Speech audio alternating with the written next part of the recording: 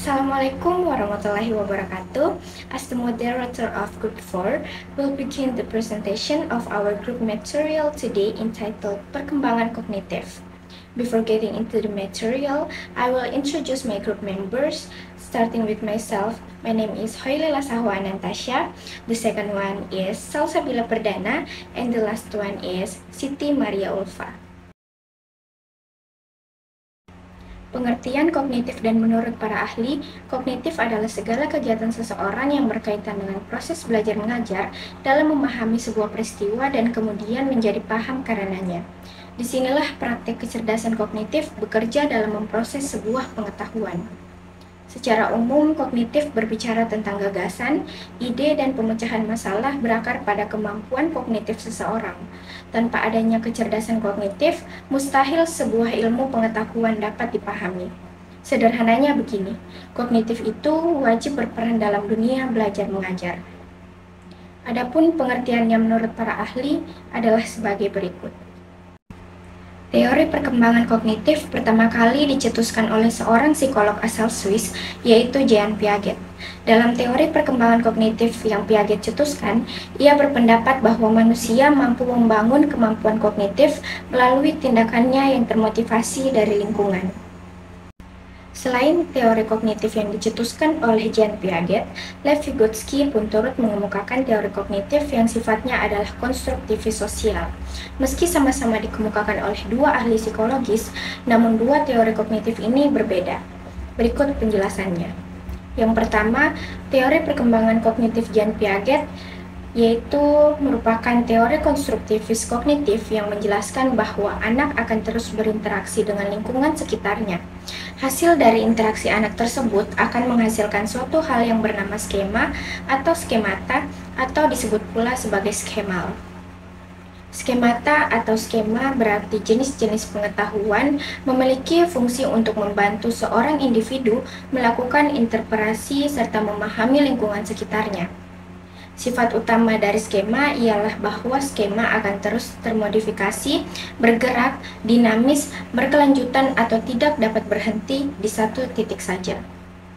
Dalam teori perkembangan kognitif anak versi Jean Piaget, anak usia dini akan terpengaruh oleh aktivitas yang berkelanjutan dengan skema, asimilasi serta akomodasi secara terus-menerus hingga akhirnya terbentuklah keseimbangan yang baru atau equilibrium berkali-kali.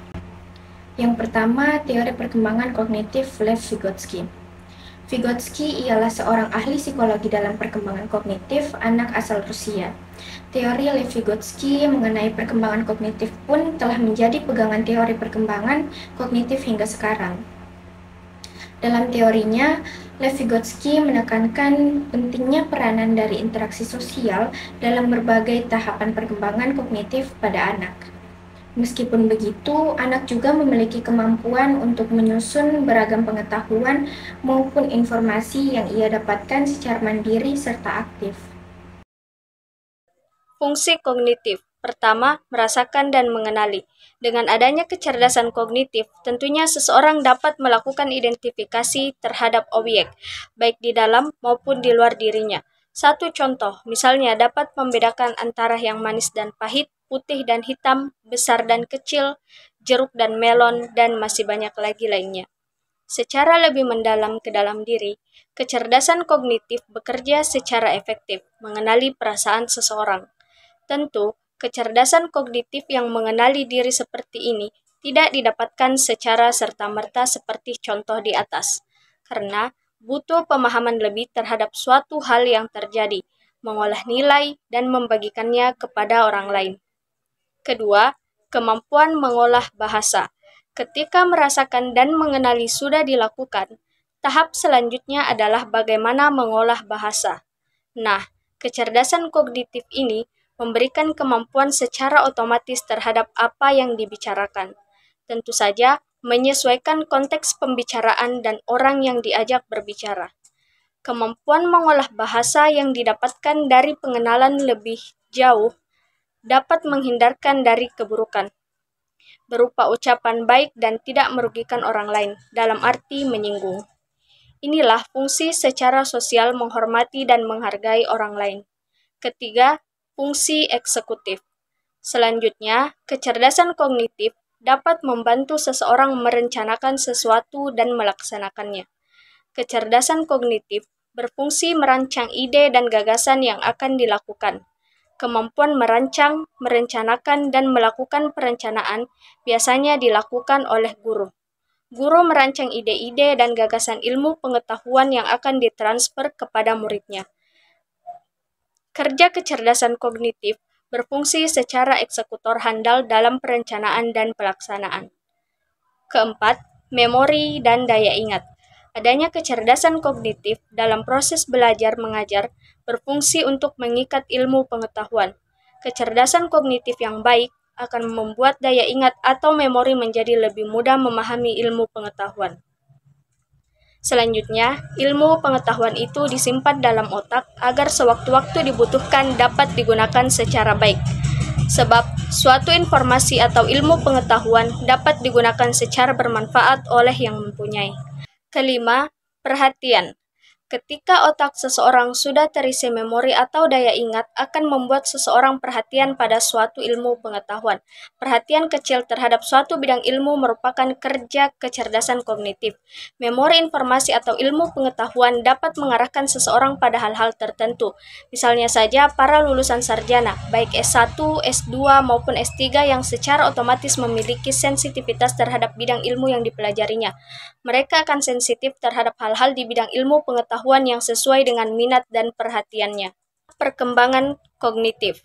Dari anak-anak, remaja hingga menuju dewasa, tentu saja setiap individu berbeda-beda tahap perkembangannya.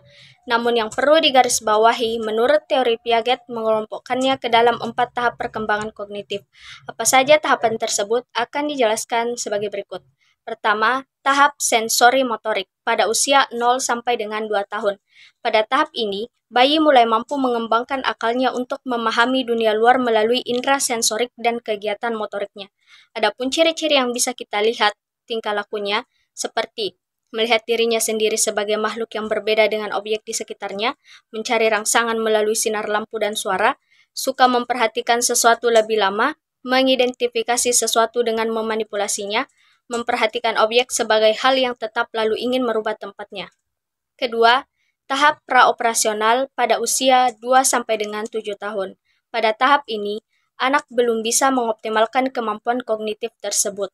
Artinya, anak belum bisa melogika sesuatu. Adapun ciri-ciri yang bisa dilihat dari tingkah lakunya seperti self-counternya sangat menonjol, dapat mengklasifikasikan objek pada tingkat dasar secara tunggal dan mencolok, tidak mampu memusatkan perhatian pada objek-objek yang berbeda, mampu mengumpulkan barang-barang menurut kriteria, termasuk kriteria yang benar, dapat menyusun benda-benda secara berderet tetapi tidak dapat menjelaskan perbedaan antara deretan. Ketiga, tahap operasional konkret pada usia 7 sampai dengan 11 tahun. Pada tahap ini, anak mulai bisa berpikir secara rasional dan terorganisir. Artinya, anak sudah mulai berpikir secara logis saat mengalami atau melihat sesuatu di sekitarnya. Adapun ciri-ciri yang bisa dilihat dari tingkah lakunya seperti anak sudah mulai menggunakan aturan-aturan yang jelas dan logis, memiliki kecakapan berpikir logis, anak sudah tidak memusatkan diri pada karakteristik perseptual pasif, anak sudah dapat berpikir dengan menggunakan model kemungkinan, dapat melakukan pengklasifikasian, pengelompokan, dan pengaturan masalah. Keempat, tahap operasional formal pada usia 11 sampai dengan 15 tahun. Tahap keempat ini menandakan seorang anak sudah bisa berpikir secara lebih luas, menalar dan menganalisis sesuatu, memanipulasi ide di pikirannya, dan tidak tergantung dengan manipulasi konkret. 3. Level kognitif. Mengetahui level kecerdasan kognitif sangat penting untuk menyesuaikan ilmu dan pengetahuan sesuai dengan kemampuan kognitif seseorang. Misalnya saja ketika level sensori motor tidak mungkin diperlakukan setara dengan level operasional konkret. Pengetahuan tentang beberapa level yang dialami individu membantu kegiatan proses pembelajaran menjadi efektif. Kegiatan pembelajaran di sekolah dasar juga harus mempertimbangkan lagi level kognitif anak didiknya. Guru di sekolah ketika membuat soal pun harus sesuai dengan level perkembangan kognitif. Secara garis besar perkembangan kecerdasan kognitif dibagi menjadi 3 level, yaitu Yang pertama, kognitif awal atau level ini mencakup proses-proses dasar seperti persepsi, pengenalan pola, dan pemrosesan informasi sederhana. Yang kedua, kognitif menengah. Pada level ini terjadi proses kognitif yang lebih kompleks, seperti pemecahan masalah, pengambilan keputusan, dan berpikir kreatif. Yang ketiga, kognitif tinggi. Level tertinggi melibatkan kemampuan berpikir abstrak, analisis mendalam, evaluasi, dan pemahaman konsep yang lebih kompleks. Contoh perkembangan kognitif. Yang pertama, aspek auditori. Aspek auditori dalam perkembangan kognitif berkaitan dengan bunyi atau suara. Contohnya adalah mendengar nyanyi, bunyi, dan alat musik. Yang kedua, aspek visual. Aspek ini terkait visual, contohnya perhatian, penglihatan, dan pengamatan seperti menyusun puzzle. Yang ketiga, aspek taktil, berkaitan dengan indera peraba untuk mengenali tekstur. Contohnya aktivitas untuk membedakan tekstur tebal tipis dan panas dingin. Yang keempat, aspek kinestik, berkaitan dengan kemampuan anak dalam kelancaran gerak motorik halus, contohnya melukis, berjalan, melompat, dan menggunting. Yang kelima, aspek aritmatika, berkaitan dengan kemampuan berhitung serta kemampuan dasar matematika anak. Contohnya adalah aktivitas menghitung benda, mengumpulkan benda sesuai jumlah dari angka, menjalankan prosedur-prosedur dasar seperti tambah, kurang, bagi, dan kali. Yang keenam, geometri. Aspek geometri berkaitan dengan konsep bentuk objek maupun ukuran. Contohnya seperti aktivitas untuk mengukur benda atau aktivitas memilih-milih benda sesuai dengan warna, ukuran maupun bentuk seperti membandingkan dua benda berdasarkan ukuran dan bentuk. Yang ketujuh, aspek sains permulaan, berkaitan dengan eksplorasi demonstrasi, percobaan maupun pendekatan sains maupun logika. Contohnya seperti aktivitas ketika menjalankan percobaan fisika yang sederhana, eksplorasi dari berbagai benda yang ada di lingkungan, serta diskusi mengenai objek maupun fenomena tertentu. Okay, that's all from our presentation today. Thank you and wassalamualaikum warahmatullahi wabarakatuh.